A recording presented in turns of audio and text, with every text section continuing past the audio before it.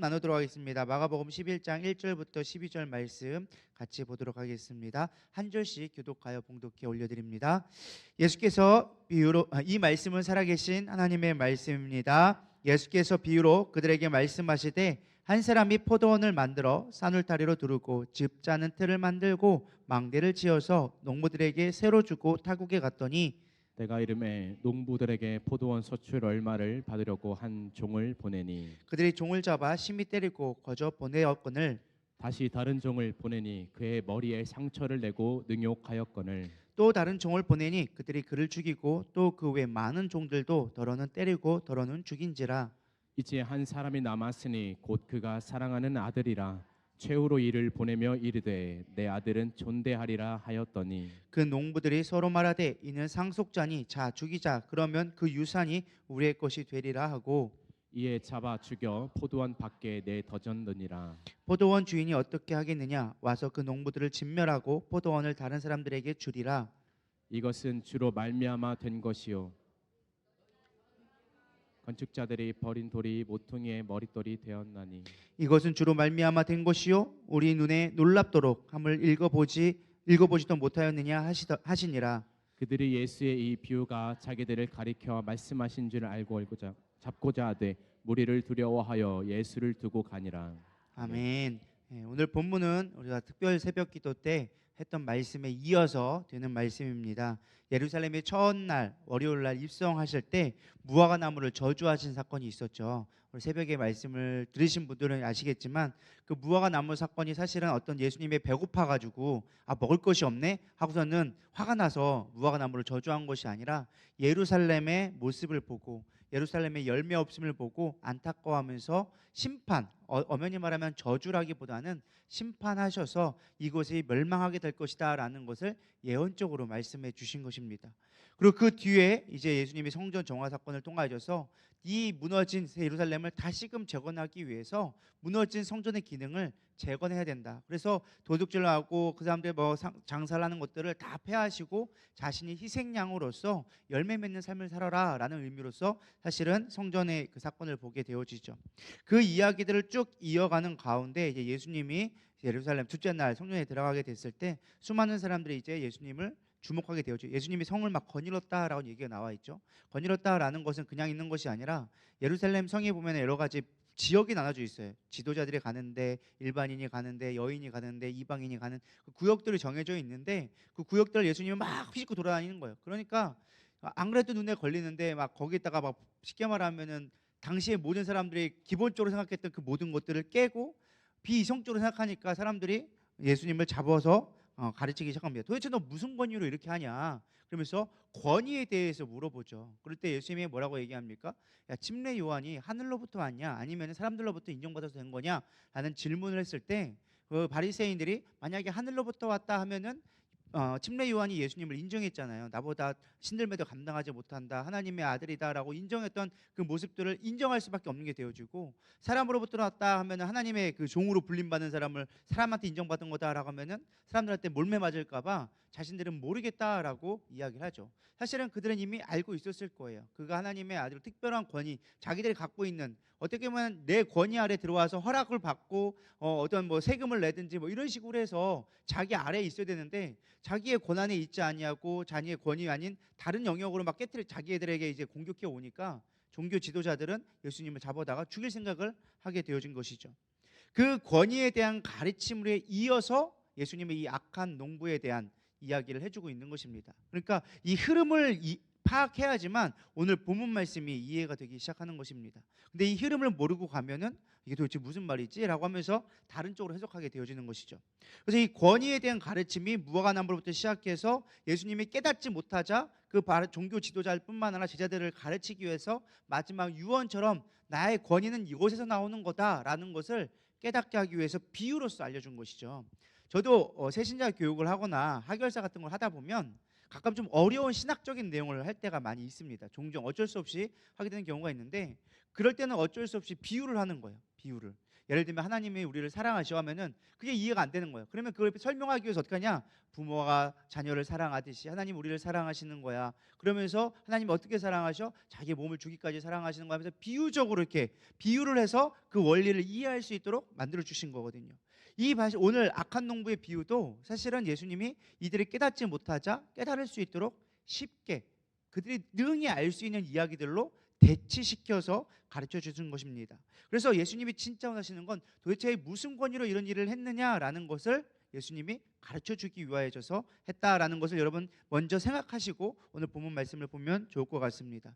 그래서 우리가 이걸 적용해 본다면 예수님이 우리의 삶의 주인 되심을 인정하지 못함으로 말미암아 우리는 참된 구원의 기쁨을 누리지 못하고 있다라는 것을 적용해 볼 수 있습니다.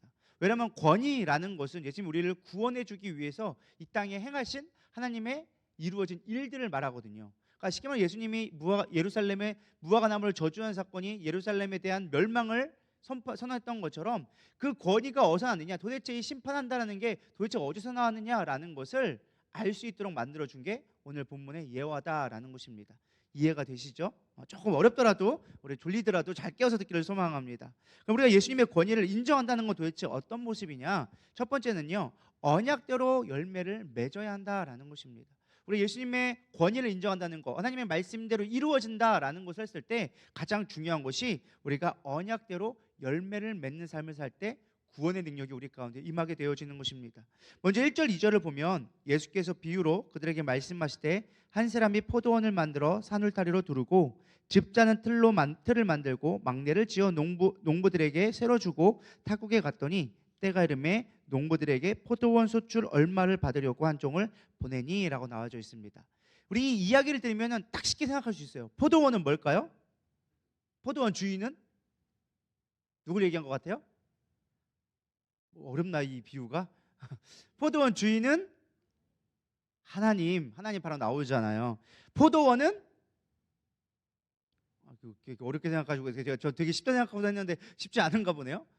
이스라엘 얘기잖아요. 포도원은 이스라엘 얘기. 항상 이스라엘을 비유할 때 포도원을 얘기합니다. 농부는 어려운 걸 제가 질문한 거 죄송합니다. 종교 지도자들을 얘기해 주고 있습니다. 제가 빨리빨리 설명해 줄게요. 그리고 종은 선지자나 예언자들이죠. 예수님이 보낼 때 이제 태가 됐으니까 종들을 보냈는데 그 종들을 잡아 적치는 모습들이 나오잖아요, 농부들이. 그래서 여기 종은 선지자나 예언자를 얘기하고 여기서 나오는 주인의 아들은 당연히 누굴까요? 요거까지 모르면 심각하게 고민해 봐야 돼요. 예수님이란 걸 쉽게 알 수 있습니다. 그럼 여기서 조금 어려운 난이도 있는 말씀. 산 울타리는 뭘까요? 주인이 산 울타리를 지었다. 이건 조금 어려워지기 시작하죠. 이 울타리는 율법을 의미합니다. 그래서 율법을 주어서 이스라엘을 지킬 수 있도록 예수님께서 모세를 통하여서 출애굽한 뒤에 가장 먼저 주신 게 뭐예요? 성막이라고 얘기하면 큰일 나요. 율법을 주셨어요.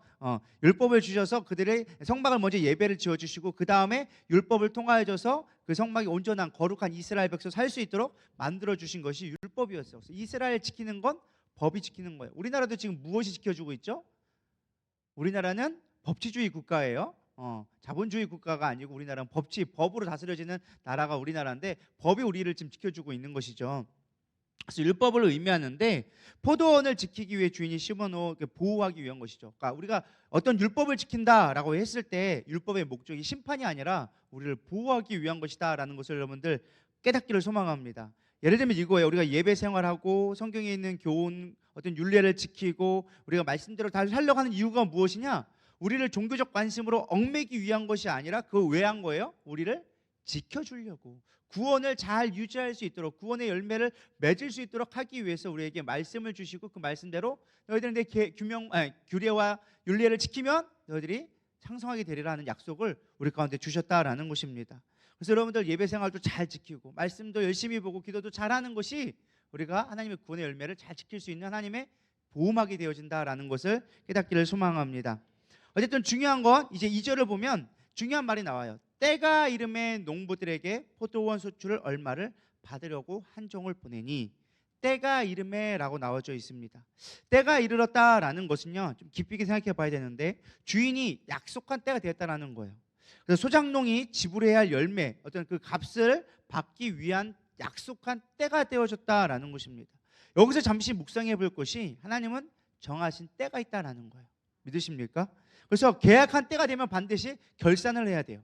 이거를 좀 큰 그림으로 근본적으로 가장 어떤 근본적으로 본다면, 궁극적으로 본다면 우리에게는 종말의 시대가 분명히 있어요. 다시금 예수님이 오셔서 우리의 행위를 달아보고 백보자 심판에서 달아보시는 종말의 시대를 우리는 살고 있습니다. 우리가 그렇지만 그건 너무 먼 이야기처럼 느껴지고 우리처럼 잘 안 다가와요. 그럼 우리 조금 더 현실적으로 본다면 우리의 삶 속에 하나님이 정해진 때가 있다라는 것입니다. 여러분 삶 가운데 정해진 때가 있음을 믿으십니까? 우리가 전도서에 보면 다 때가 있고 기한이 있는 것처럼 우리가 성장해야 될 때가 있고 열매 맺을 때가 있고 부흥할 때가 있다라는 것입니다.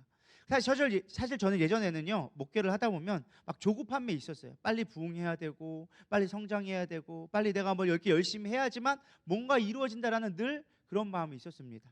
근데 요즘에는 조금 제가 좀 자유함을 누린 게 뭐냐면 하나님의 때가 있다라는 걸 좀 깨닫게 되어졌어요. 예전에 그거를 모르는 바는 아니었죠. 하나님의 때가 있다라는 것, 하나님의 부흥하실 때가 있어라는 거를 입술로 선포하면서도 내가 뭘 해야 된다고 생각했었어요.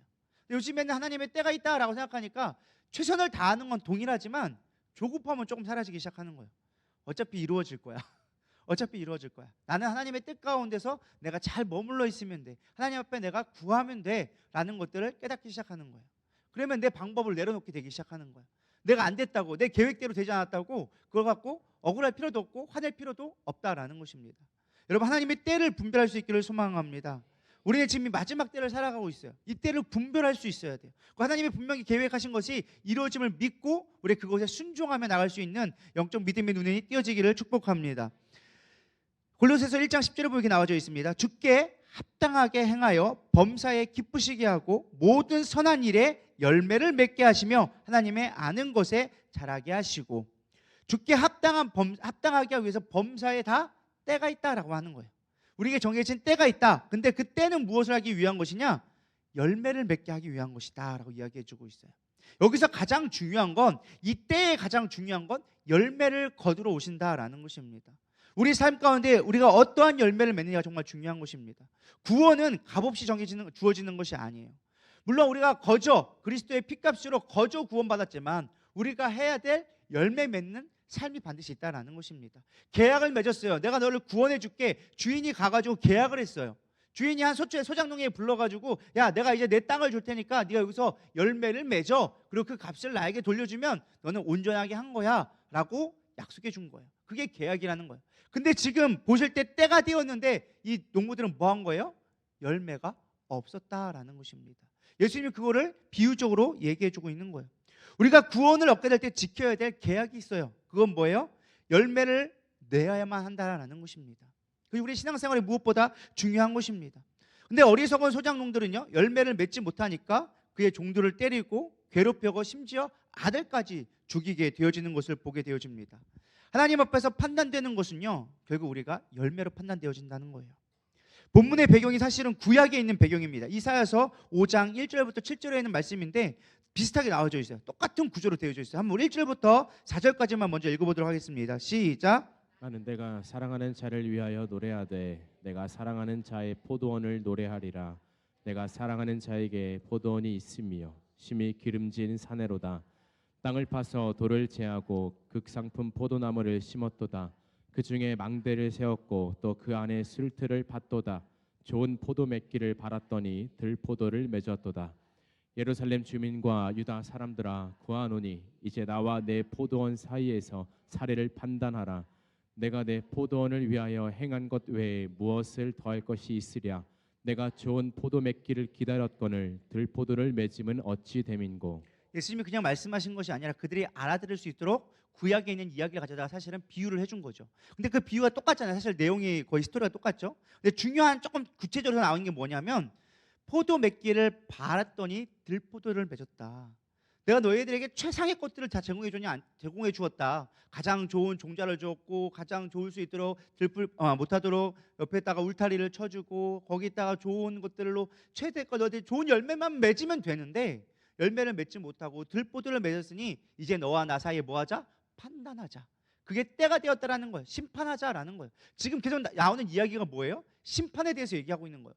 무화과 나무를 통해 비유한 것도 마찬가지고 지금 성전의 어떤 사건도 마찬가지고 계속적으로 예수님이 얘기해 주는 건 뭐예요? 너희들 심판의 때가 올 거야. 그러니까 지금 그때를 준비해서 열매 맺어야 돼라는 것들을 계속 예수님이 이야기해 주고 있는 거예요. 근데 지금 제자들이나 종교 지도자들이 모르고 있는 거예요. 자, 그렇다면 우리에게 적용해 본다면 우리는 과연 깨닫고 있는가라는 거예요.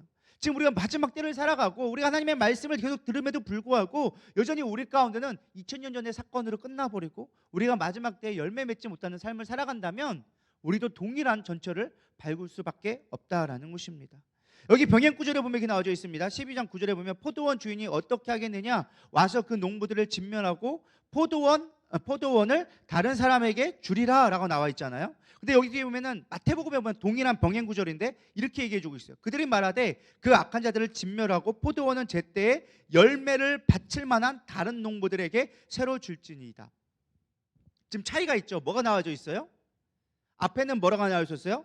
포도원을 다른 사람에게 줄 건데 마태복음에서는 열매를 바칠 만한 다른 사람에게 주겠다라고 더 구체적으로 얘기해 주고 있어요. 지금 이 이야기의 핵심은 뭐예요?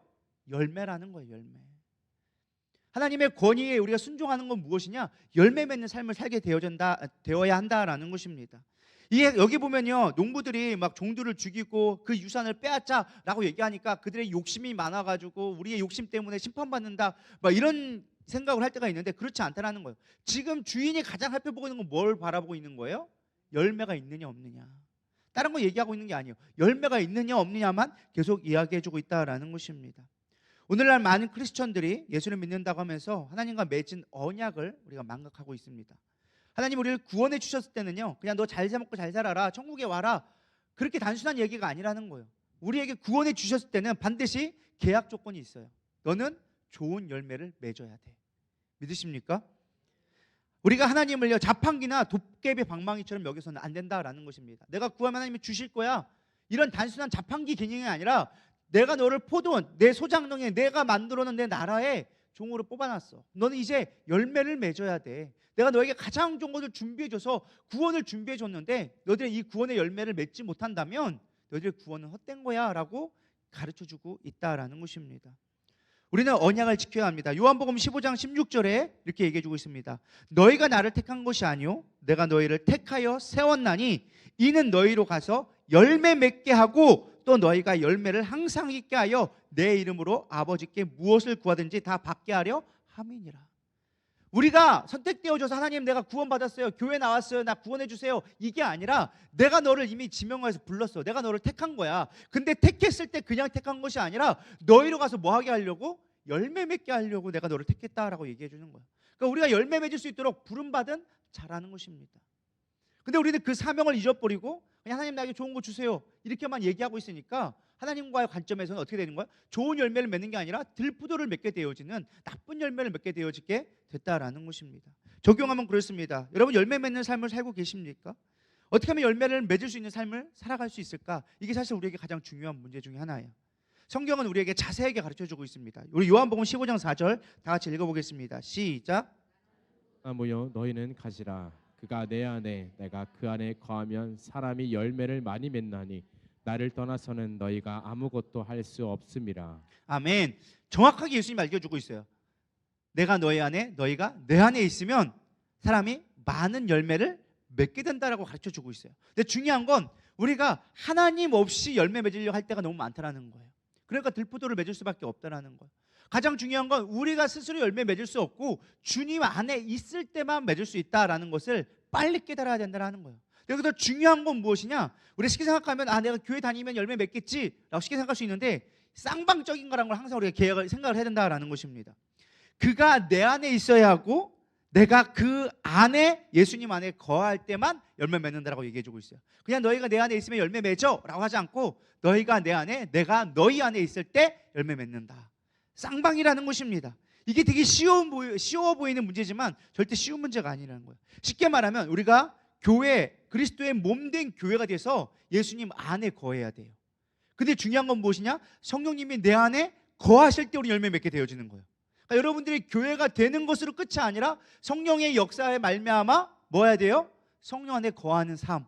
성령님이 내 안에 거하는 삶이 되어졌을 때 비로소 성령의 열매를 거두기 시작하는 거예요. 그래서 갈라디아서 5장에 나온 게 뭐예요? 성령의 열매를 맺어야 된다. 할렐루야. 여러분, 우리가 주님 안에 열매 맺을 수 있는 저런 되기를 소망합니다. 근데 이 열매의 핵심을 저는 딱 한마디로 얘기하면 바로 십자가의 삶이라고 이야기할 수 있다라는 것입니다. 위로는 하나님과 친밀해야 되고 수평으로는 성도들과 깊은 교제를 통하여져서 십자가의 삶이 되어졌을 때 우리 삶에 열매 맺기 시작한다라는 것입니다. 할렐루야. 십자가 여러 의미가 깨달아지기를 축복합니다. 예수 그리스도의 죽으심과 부활을 믿음으로 나는 죽고 예수로 사는 삶이 될 때 하나님과의 친밀한 관계가 회복되어지고 성도 간의 교제가 온전히 회복되리라 믿습니다. 그럴 때 예수님의 권위, 예수님이 말씀하신 능력이 우리 가운데 나타나게 되리라 믿습니다. 두 번째는 예수님의 고난에 동참해야 된다라는 것입니다. 3절, 4절, 5절에 보면은 이 농부들이 했던 행동들이 나오기 시작합니다. 그들이 종들을 잡아 시비 때리고 거저 보내었거늘 다시 또 다른 종을 보내니까 그의 머리에 상처를 내고 능욕하였거늘 또 다른 종을 보내니 그들이 그를 죽이고 그 외에 많은 종들도 더러는 때리고 더러는 죽인지라. 자, 이 모습을 보면 여러분 누가 떠오를까요? 바로 예수님이 떠오르는 거예요. 예수님을 처음에 심히 때렸죠. 그리고 뭐합니까? 그 머리에 가시관을 씌워서 머리에 상처를 내고 사람들로 하여금 뭐 하겠어요? 능욕받게 하고 멸시함을 받게 하고 침배침을 당하고 그 다음 뭐 했어요? 그 다음에 종들이 와서 그를 죽이고 또 다른 종들이 로마 사람들이나 다른 사람들이 와서 예수님을 때리고 죽였다라고 이야기해주고 있습니다. 예수님이 받을 고난을 그대로 이야기해주고 있는 거예요. 할렐루야. 이게 어떤 선지자나 어떤 예언자에게 한 것뿐만 아니라 예수님이 당할 모습을 미리 이야기해주고 계시다라는 것입니다. 비유적으로. 근데 중요한 건 예수님이 그 뒤에 정확하게 얘기합니다. 이제 한 사람이 남았으니 곧 그가 사랑하는 아들이라. 성경에서 사랑하는 아들이라고 나오면 다 누굴까요? 예수님을 이야기하는 것입니다. 그래서 그 농부들의 상속자니 자 죽이면 그 유산이 우리 것이 되리라. 여기서 유산은 무엇을 얘기할까요? 천국을 받는다고 생각한 거예요. 바리새인들 종교 지도자들은 우리가 예수님을 죽이면 뭐하게 되어진다? 천국은 우리 것이 될 거야. 우리 소유야. 우리의 권한에 있어. 우리의 권위에 있어 라는 것을 얘기해주고 있는 것이죠. 근데 예수님 뭐라고 얘기합니까? 잡아 죽여 포도원 밖에 내줬느니라. 던져졌다라고 이야기해주고 있습니다. 우리가 잘 알고 있는 시편 127편 1절에서 2절 아마 여러분 잘 알고 있는 말씀일 것입니다. 뭐냐? 사랑하는 자에게 잠을 주시는도다. 이거 참 잘 아는 말씀이죠. 여러분들 주로 우리가 성경 말씀 읽다가 졸리면 사랑하는 자에게 원래 하나님은 잠을 주셔요. 그러면서 이 말씀으로 우리가 늘 활용하는 말씀 중에 하나가 시편 127편 1절 2절인데요 우리 한번 읽어보도록 하겠습니다. 시작. 여호와께서 집을 세우지 아니하시면 세우는 자의 수고가 헛되며 여호와께서 성을 지키지 아니하시면 파수꾼의 깨어 있음이 헛되도다. 너희가 일찍이 일어나고 늦게 누우며 수고의 떡을 먹음이 헛되도다. 그러므로 여호와께서 그의 사랑하시는 자에게는 잠을 주시는도다. 여기 보면 사랑하는 자가 나오죠. 자, 앞에 이야기를 살펴보면 우리는 그냥 단순하게 성경보다 졸리면 하나님이 사랑하는 자에게 원래 잠 주시는 거야. 우리가 예수 잘 믿으면은 밤에 불면증도 치료돼. 막 이렇게 얘기할 농담 삼아 이야기하는데 사실 이 이야기는 그거죠. 너희들이 어떠한 수고를 하며 어떠한 노력을 해도 사실 그걸로 너희들이 구원을 얻을 수 있다 없다? 없다라는 거예요. 여기서 보면 다 뭐라고 나와 있어요? 헛되다. 헛되다, 헛되다라고 계속 얘기해주고 있어요. 그러면서 뭐라고 얘기하느냐? 사랑하는 자에게 잠을 주시는도다. 아까도 얘기했죠. 사랑하는 자가 누구라고요? 사랑하는 자가 예수님. 예수님. 사랑하는 자는 내가 아니고 예수님이에요. 여기 성경에서는 예수님을 얘기해주고 있어요. 근데 중요한 건 무엇이냐? 잠을 주시는도다를 우리가 잘 해석해야 돼요. 자, 힌트. 나사로가 죽을 때 예수님이 뭐라고 얘기했을까요? 그가 자는도다. 제자들은 뭐라고 얘기했어요? 그가 아파서 이제 쉬는가 보다라고 생각했어요. 근데 예수님은 그걸 듣고 깨달아서 그가 자는 것이 아니라 죽었도다라고 이야기해주고 있죠. 여기서 사랑하는 자에게 잠을 준다라는 말이 무슨 말일까요? 우리의 노력으로 구원을 얻을 수 없지만 사랑하는 자, 곧 예수님의 죽으심으로 말미암아 구원이 완성되어진다라는 것을 시편 127편에서 이야기해주고 예언해주고 있다라는 것입니다. 말씀이 이해가 되시나요? 그래서 이 말씀에 보면은 언뜻 보면은 종들이 나빠가지고 종들이 주인이 나빠가 주인이 아니라 그 농부들이 악해가지고 그 사랑하는 자의 아들가 종의 주인의 아들을 죽였다고 나오지만 사실 그것이 아니라 이미 이것이 언약되어진 것이다라는 것을 보여주고 있는 것입니다. 그래서 이 뒤에 보면은 참 재밌는 말씀이 나와요. 9절 한번 보도록 하겠습니다. 9절에 보면 포도원 주인이 어떻게 하겠느냐? 그 농부들이 진멸하고 포도원을 다른 사람에게 주리라. 이게 아무 생각 없이 쭉 읽어 나가면 그냥 그런가 보다라고 하는데, 만약 여러분들이 주인이라고 생각해 보시기 바랍니다. 근데 여러분들의 자녀를 회사에 보냈더니만 회사에서 회사를 차지하겠다고 이 아들을 죽여버렸어요. 암살을 해버렸어요. 여러분 같으면 어떻게 될 것 같아요? 물론 여기 성경에 나온 대로 진멸을 해버리겠죠. 근데 그 뒤에 이야기가 참 웃겨요. 진멸하고는 사실 애통했다, 뭐 슬퍼했다라고 해야 하지만 진짜 아버지의 모습이 사랑하는 자라고까지 얘기했는데 이 뒤에는 뭐라고 나와요? 포도원을 다른 이윤을 낼 사람에게 내가 주겠다라고 이야기해 버린 거예요. 장자권을 시키면 다른 사람에게 주겠다라고 이야기해 주고 있는 거예요. 이게 여러분의 같으면 이해가 되시나요?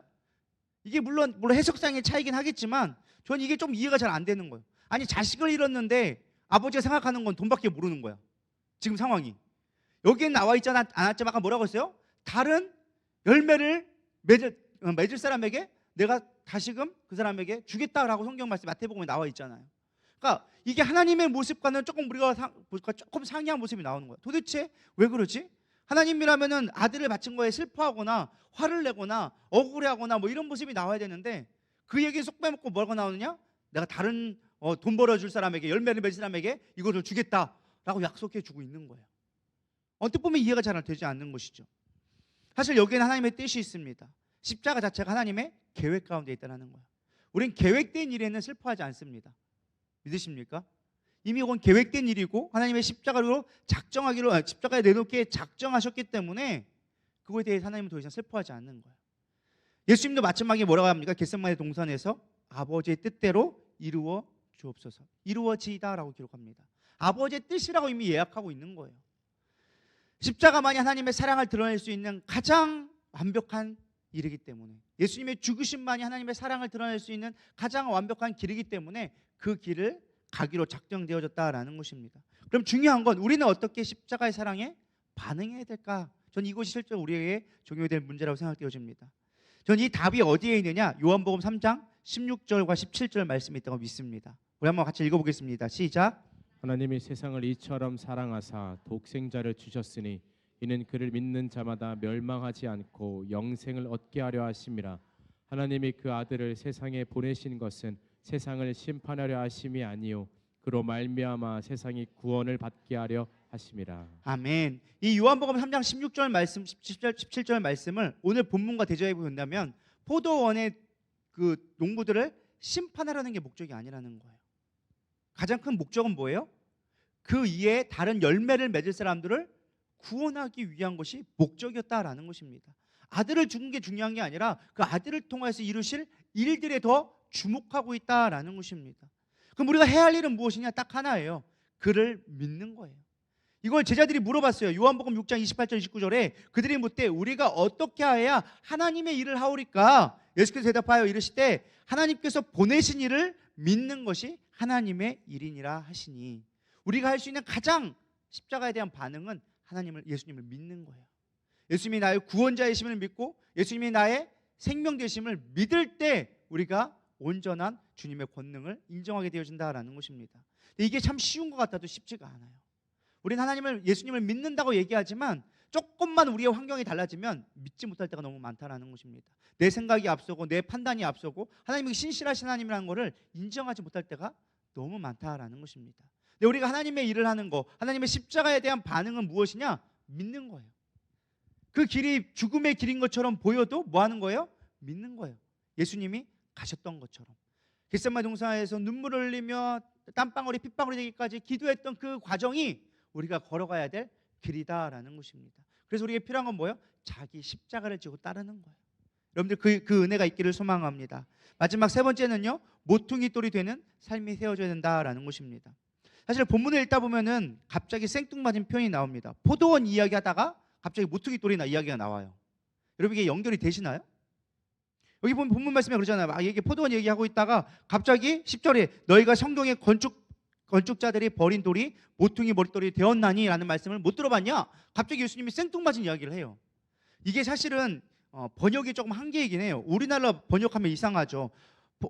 버린 돌, 갑자기 이 모퉁이 돌과 포도원이 도대체 어떻게 연결이 되나, 전혀 이상한 얘기가 그냥 예수님이 그렇게 하셨나 보다 하는데, 여기엔 중요한 표현이 있습니다. 무엇이냐? 성경에서는 아들을 뭐라고 얘기하느냐? 벤이라고 얘기해요. 뭐라고요? 벤. 그리고 이 돌들을 뭐라 그러느냐? 에벤이라 그래요.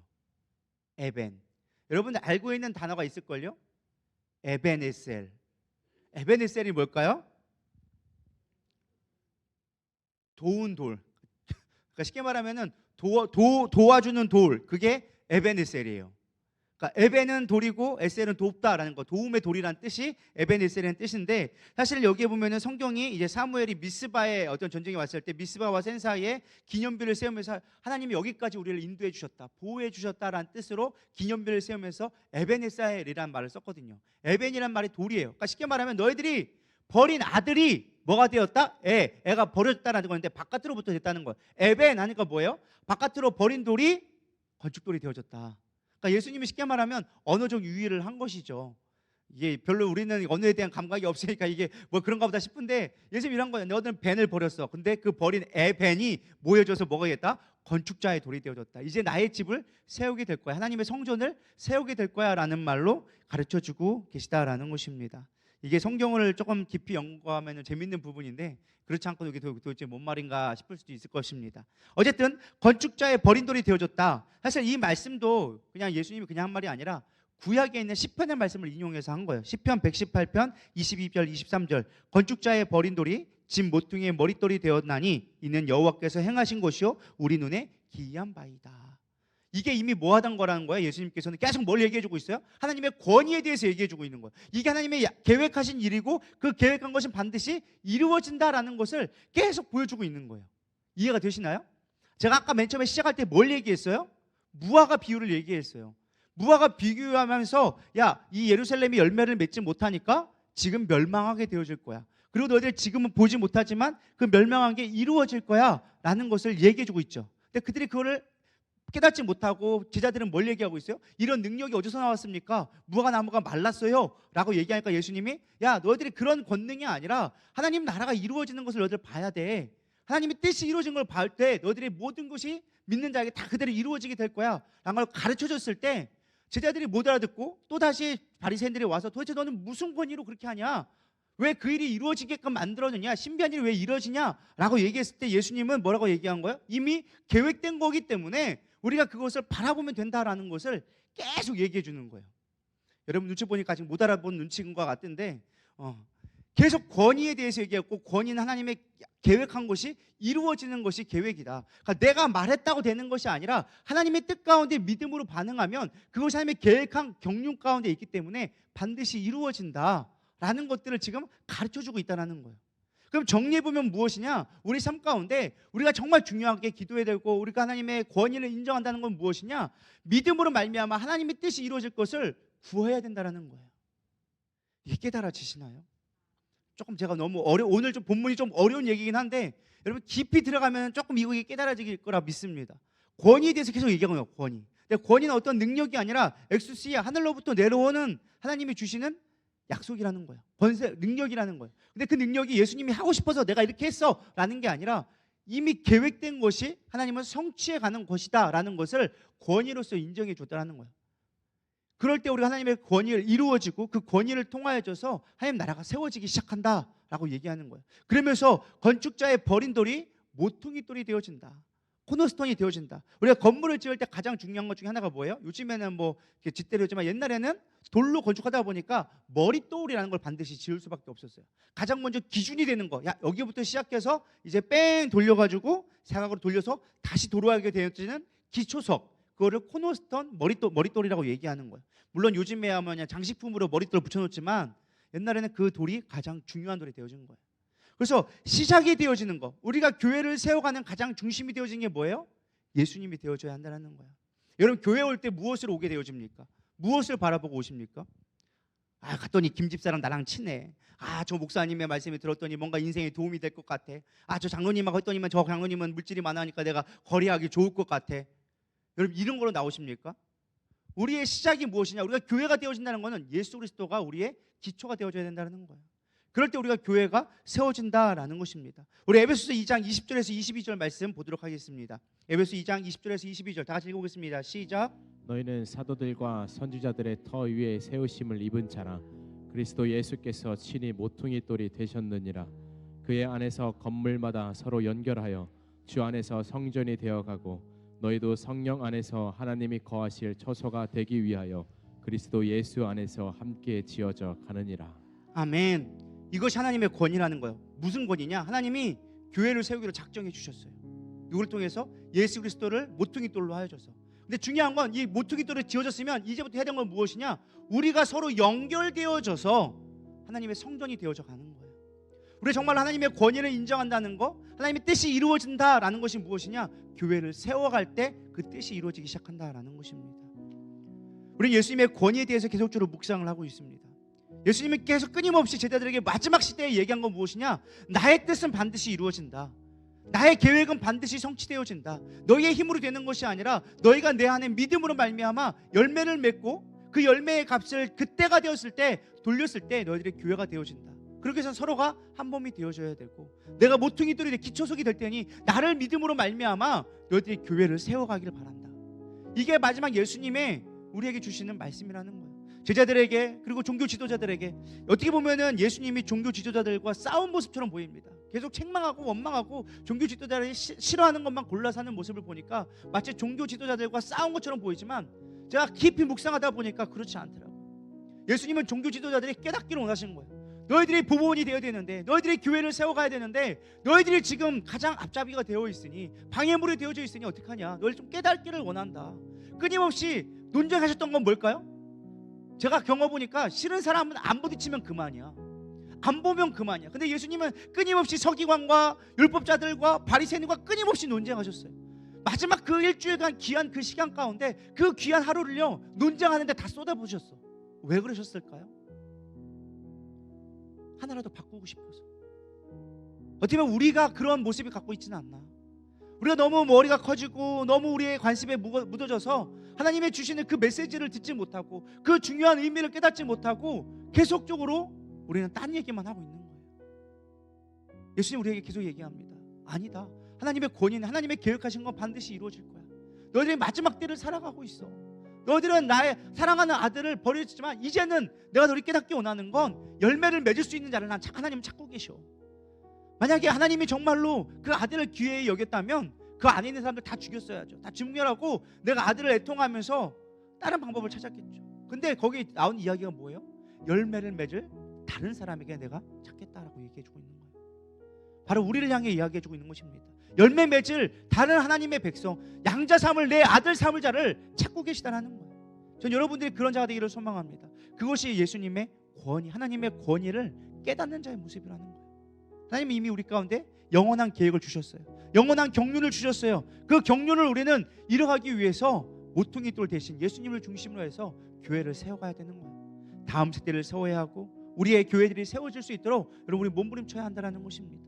혹여라도 시 없는 자가 있다면 다시 주님 앞에 돌아올 수 있게 만들고 주님이 중심이 되어줄 수 있도록 우리가 돌아가는 모습이 되어질 때 예수님의 권위를 우리가 인정하고 믿음으로 살아가는 자가 되어진다라는 것입니다. 그것이 십자가고 그것이 우리가 고난주간에 묵상해야 될 가장 좀 큰 의미가 아닐까 저는 묵상하게 되어졌습니다. 여러분 삶 가운데 진정한 십자가의 능력이 회복되기를 소망합니다. 그저 장식용의 십자가가 아닌 그저 결결로 지나가는 올해 2024년도에 있어야 될 그냥 부활절로 끝나는 것이 아닌 다시금 우리 마음 가운데 하나님의 권위를 깊이 묵상하고 예수님의 마음을 깨달아줘서 교회를 세워가며 하나님 나라의 백성으로서 하나님의 사랑받는 자로서 우리가 그리스도의 삶을 열매 맺는 삶이 되기를 축복합니다.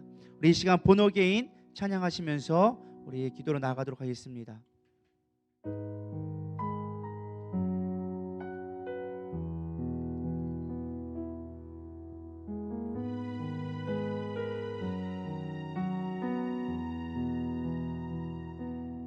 주 안에서 내 영혼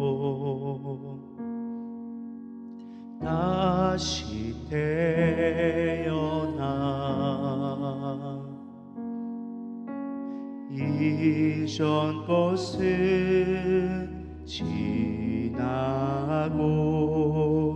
새롭게 됐네.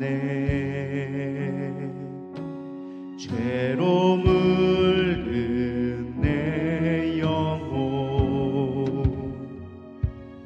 예수와 함께 죽고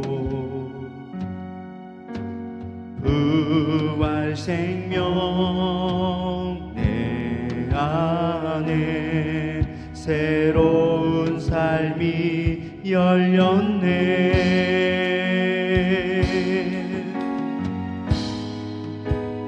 내가 너희를 택한 것이 아니요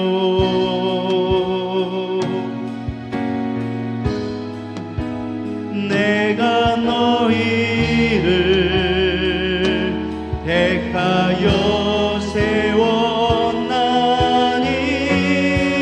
오직 내 안에 오직 내 속에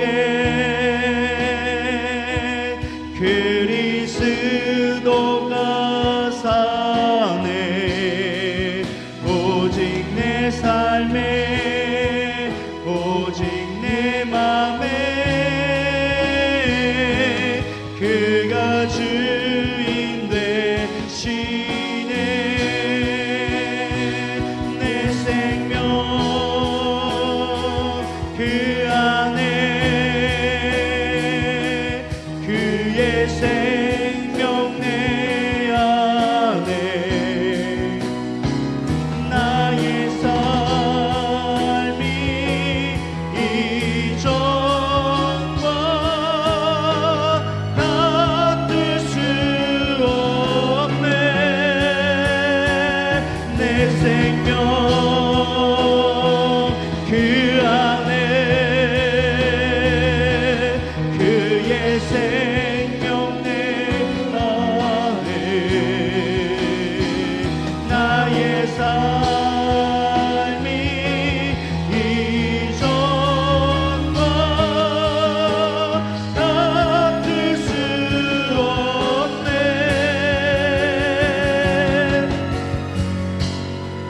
오직 내 안에 오직 내 속에 그리스도가 사네. 오직 내 삶에 오직 내 맘에 그가 주인 되셨네. 그렇습니다. 우리가 주님 안에 주님이 내 안에 있을 때 우리는 많은 열매를 맺게 되어질 것이고 이 악하고 게으른 종들처럼 우리 주님을 떠나지 않는 삶을 살게 되리라 믿습니다. 악한 건 다른 것이 아닙니다. 주님 안에 거하지 않은 것이 악한 것입니다. 참된 열매를 맺을 수 없기 때문에 우리가 그 남은 삶 가운데 주님을 인정하지 않기 때문에 우리가 참된 열매를 맺을 수 없는 것입니다. 이 시간 주님의 권위를 인정한다는 것, 주님의 경륜 가운데 들어간다는 것이 참된 열매를 맺는 것이고 우리가 마지막에 하나님의 권위를 인정함을 말미암아 하나님 나라를 이뤄가는 것임을 믿습니다. 우리에게 반드시 하나님의 마지막 때에 물어보는 건 내 삶의 열매가 있느냐라고 물어보실 것입니다. 마지막 때로 준비된 자로서 하나님 내가 열매 맺기를 원합니다. 아버지의 마음이 반드시 계획한 것이 이루어지시고 그 이루어지기까지 우리를 기다려주시는 그 하나님의 사랑을 내가 깨닫길 소망합니다. 고백하는 마음으로 우리 이 시간 주여 한번 부르면서 기도하겠습니다. 기도하십시다. 주여 하나님 우리 이 시간 말씀을 생각해 보았습니다. 하나님 그렇습니다. 주님의 권위는 다른 데 있지 않습니다. 하나님이 이미 계획해 놓으셨고 그 계획한 것이 선포되어졌고 선포되어진 것 반드시 응답되어짐을 이루어짐을 하나님께서 말씀해 주고 계셨습니다. 그리고 그것이 우리에게 원하시는 것은 반드시 열매 맺는 삶인데 주님 안에 거하여져서 열매 맺는 삶이 되어져야 되는데 우리가 열매를 맺지 못하며 다른 것들을 바라고 다른 것들을 추구할 때 우리는 하나님 심판받을 수밖에 없음을 고백합니다. 그러나 주님 그 또한 주님의 계획으로 인정하셔서 합력하여 선을 이루사 십자가에 못 박힘으로 말미암아 우리로 하여금 다시 열매 맺을 수 있도록, 우리로 하여금 주님 안에 다시금 구할 수 있도록 주신 그 주님의 그 사랑을 깨닫게 하여 주시옵소서. 하나님의 영원한 경륜 가운데 우리가 들어갈 수 있음을 고백하게 하여 주시옵시고, 주님 안에 거하는 삶, 주님만 바라보는 삶, 하나님의 모퉁이 돌 되어주셔서 교회를 세워가는 삶이 우리에게 주어진 가장 큰 축복이며 열매 맺음을 아버지 기억하게 하여 주시옵소서. 우리가 마지막 고난주간을 보냅니다. 말씀을 묵상케 하시니 감사합니다. 내 안에 다시금 하나님의 은혜를 깨닫게 하시니 감사합니다. 그 은혜를 깨닫게 하여 주시옵시고 주님을 더 바라보며 나갈 수 있도록 인도하여 주시옵소서. 우리 누리다의 모든 성도들이 다시금 믿음으로 서기를 원합니다. 참된 구원의 계획, 하나님의 영원한 계획에 하나님의 때가 있음을 깨달아 하나님 변화될 수 있는 하나님 되게 하여 주시옵소서. 언제일까 내일을 바라보며 내일을 살아가는 것이 아니라 오늘을 살아가며 오늘이 마지막인 것처럼, 오늘이 주님이 주시는 마지막 그 예배처럼 우리가 살아갈 수 있는 참된 믿음이 될 수 있도록 주님 인도하여 주시옵소서. 오늘도 주님께 함께하기를 원합니다. 우리를 붙들어 주시옵소서. 하나님 감사합니다. 하나님은 이미 오랜 전부터 우리를 향한 계획을 갖고 계셨고 그 계획은 반드시 성취되심을 우리 가운데 가르쳐 주셨습니다. 권위는 바로 그것입니다. 말하는 대로 되는 것이 아니라 하나님의 뜻이 이루어지는 것, 귀신이 쫓아가고 병 고치는 것이 권위와 권능이 아니라 하나님의 뜻이 이루어지는 것임을 믿습니다. 하나님 우리를 불러주신 목적, 열매 맺게 하시는 삶, 그 삶으로 나아가게 하여 주시옵시고, 하나님 우리의 삶 가운데 교회를 세워가며 모퉁이 돌 대신 예수님만 바라보며 나가는 우리의 모든 너들이 다 성도 될 수 있도록 인도하여 주시옵소서. 우리가 해야 할 것은 오직 주님을 믿는 것입니다. 주님을 신뢰하는 것입니다. 어떠한 상황 가운데 있다 할지라도 주님의 권위를 인정하며 주님 앞에 믿음으로 고백하는 우리 모두가 될 수 있도록 축복하여 주시옵소서. 나의 방법과 나의 계획이 옳아 보이고 그것이 합리적으로 보인다 할지라도 주님이 하시는 온전한 계획, 주님이 하시는 일들을 바라보며 나갈 수 있도록 주님 우리의 믿음의 눈을 띄워 주시옵소서. 이제 우리 누리다 교회가 그렇게 하나님의 나라를 세워가는 자들이 되길 원합니다. 그저 우리의 방법만 추구하고 우리의 힘든 것만 아뢰는 곳이 아니라 주님의 뜻이 어디에 있는지 우리 삶 가운데 열매 맺을 수 있도록 우리를 내려놓을 수 있도록 인도하여 주시옵소서. 이 시간 이러한 연약한 자들이 있습니다. 아픈 자들이 있습니다. 회복되게 하여 주시옵시고 주님의 뜻으로 사용되어지는 놀라운 주님의 도구 되어질 수 있도록 주님 함께하여 주시옵소서. 내일도 새벽 예배가 있습니다. 피곤하지만 육체를 이기고 하나님의 아버지 주신 고난을 아버지 묵상하며 하나님 앞에 나아오는 주의 백성들 되게 하여 주시옵시고 마지막 때에 깨어있는 주의 백성으로 살아갈 수 있도록 주님 함께하여 주시옵소서. 오늘도 돌아가는 발걸음 주님이 함께하기를 원하오며 살아계신 예수님의 이름으로 감사하며 기도드렸사옵나이다. 아멘. 주기도 문하심으로 3일 밤 예배를 마치도록 하겠습니다. 하늘에 계신 우리 아버지여, 이름이 거룩히 여김을 받으시오며 나라의 마옵시며 뜻이 하늘에서 이루어진 것 같이 땅에서 이루어지이다.